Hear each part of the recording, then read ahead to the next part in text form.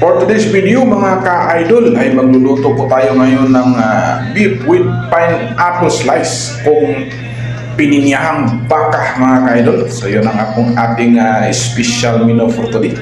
So ito na po yung ating tapos na po na i-plating ating luto mga ka-idol. So ready for serving na to. So bago umpisahan, intro muna tayo.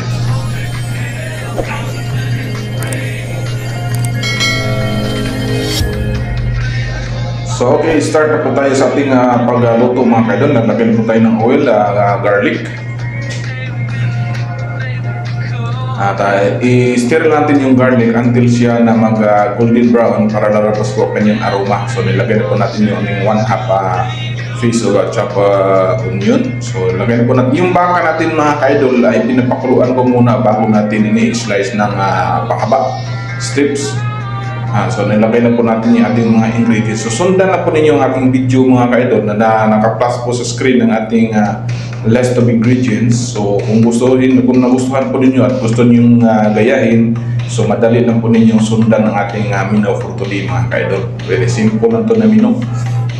So kung bago pa lang po sa aking channel, huwag niyo kalimutan na magpakas ng comments, mag-like, mag-share, at siyempre i-subscribe nyo na ako mga kaidol. At i-post na rin ang notification bell para maging updated po kayo sa bawat video na aking ina-upload. At maraming salamat po sa inyong walang sawang pagsuporta sa akin, pagtangkilik po lagi sa aking video mga kaidol.